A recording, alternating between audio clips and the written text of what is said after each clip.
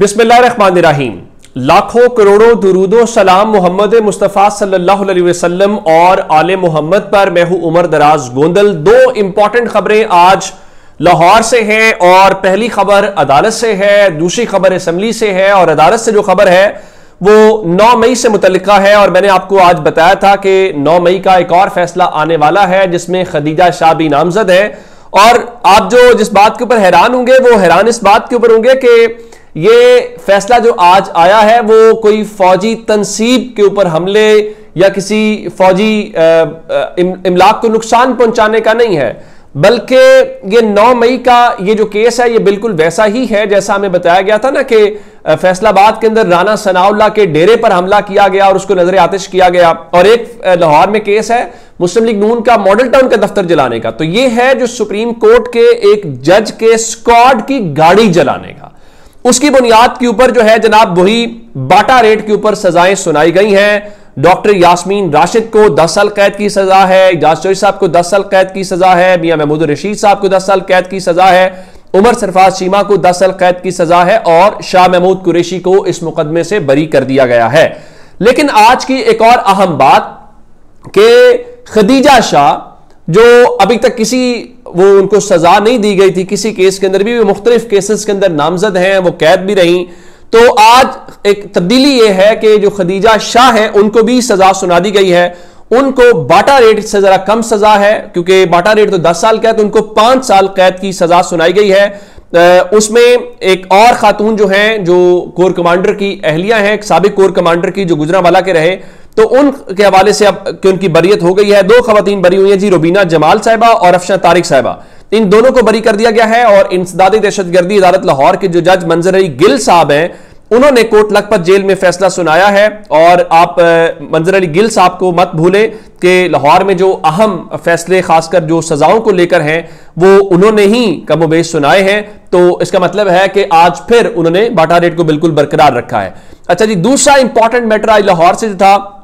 जिस तरह इजाज चौधरी साहब को आज एक और 10 साल कैद की सजा हुई, तो इजाज चौधरी साहब को इससे पहले भी सजा हुई थी, तो उसकी बुनियाद के ऊपर उनको डिस्क्वालीफाई किया गया। जब उनको डिस्क्वालीफाई किया गया तो वो सीट खाली हो गई। जब वो सीट खाली हो गई तो उसकी बुनियाद के ऊपर इलेक्शन हुआ और आज राना सनाउल्लाह मुस्लिम लीग नून के उम्मीदवार थे और सलमा इजाज चौधरी साहब की जो अहलिया हैं उन्होंने बायकॉट किया। चूंकि इमरान खान और तहरीक इंसाफ का फैसला यह था कि हम इन इलेक्शंस के अंदर पार्टिसिपेट नहीं करेंगे। और इस अकेली रेस में अकेले दौड़ते हुए राना सनाउल्लाह पहले नंबर के ऊपर आए हैं। 251 वोट आज उनके हक में कास्ट हुए, 1 वोट मुस्तरद हुआ। यूं 250 वोट लेकर जो है वो आज सेनेटर बन गए हैं।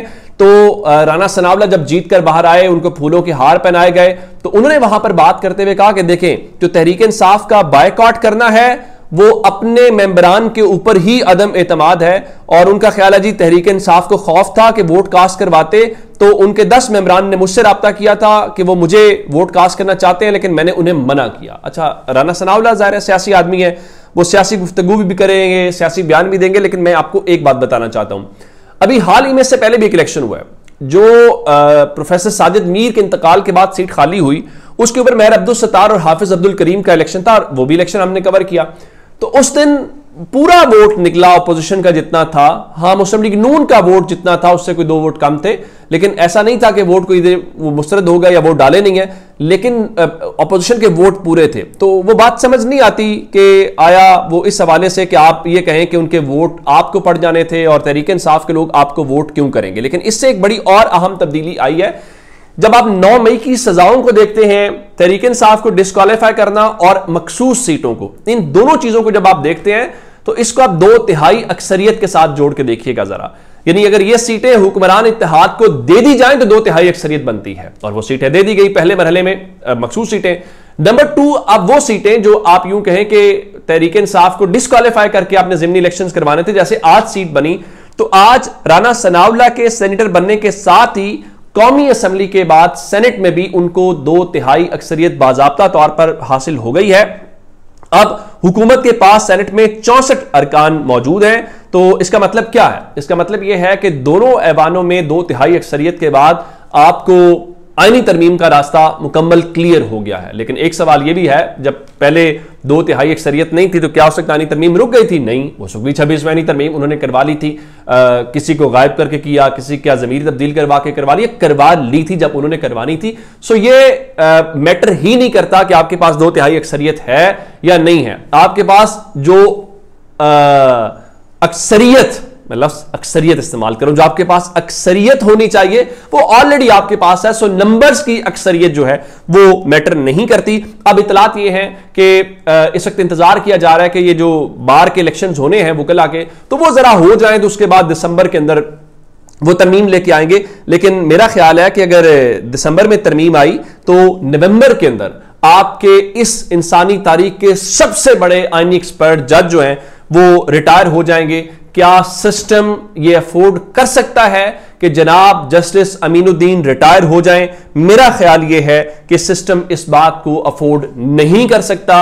सो मैं एंटिसिपेट ये कर रहा हूं कि नवंबर की उनकी रिटायरमेंट से पहले पहले ही ये पूरे का पूरा अमल जो है आईनी तरमीम का, अगर उन्हें रिटेन किया जाना है, और मेरी छठी हिस्स ये कह रही है कि ऐसे जज को सिस्टम जाया नहीं करता, सिस्टम रिटायर नहीं होने देता, तो मेरा ख्याल है कि ये काम उससे पहले हो जाएगा। अब अगली बात इमरान खान के वकला को लेकर, आप जानते हैं कि आखिरी समाअत हुई थी और ये कल समाअत थी, और उसी समाअत के बाद ही अलीमा खान जब बाहर निकली थी तो तैयब बलोच वाला मैटर आया, और आज अलीमा खान ने बहुत खुल के कहा कि ये नहीं होना चाहिए था। इवन आज सलमान अकरम राजा जो हैं उन्होंने भी कहा, उनका हम तो इस चीज की हिमायत नहीं करते, हम तो कहते हैं इस पूरे वाकये की शफाफ तहकीकात होनी चाहिए।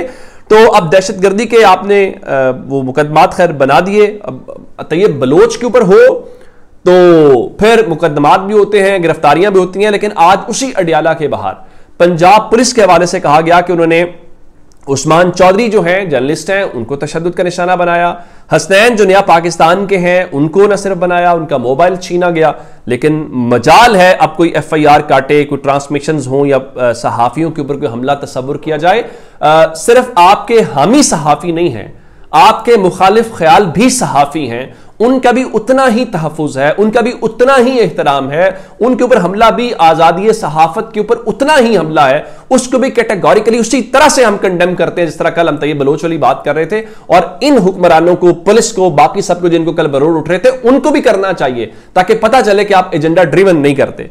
तो आज खबर यह है कि तोशाखाना 2 केस की समाअत जो है कल अडियाला जेल के अंदर ही होगी, और इमरान खान के और बुशरा बीबी के जो वकला हैं उनको आगाह कर दिया गया है, जिसका मतलब यह हुआ कि कल एक बार फिर जो लीडरशिप है वो कल जाएगी, और अगर वो जाएगी तो इसका मतलब है कि उनकी इमरान खान से गुफ्तगू या वो बातचीत जो है वो बाहर आएगी। तो आज अलीमा खान और उनकी जो बहनें हैं वो वहां पे गई थी, लेकिन आज एक बार फिर उनको मुलाकात नहीं करने दी गई, और इमरान खान की बहनें इस लम्हे तक भी रात वहां पर एहतजाजन मौजूद थीं, लेकिन वो जाहिर है कि वो उनको मुलाकात करने क्यों देंगे।